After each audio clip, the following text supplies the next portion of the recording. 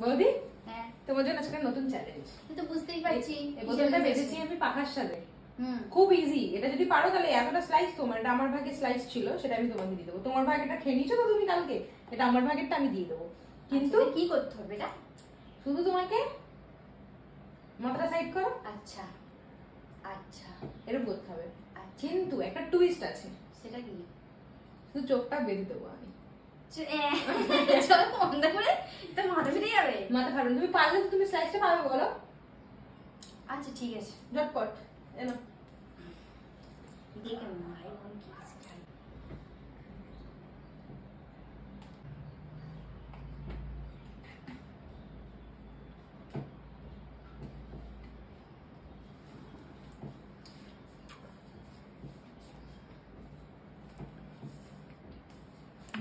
খুলে দাও, খোলো মা, খুলে দি।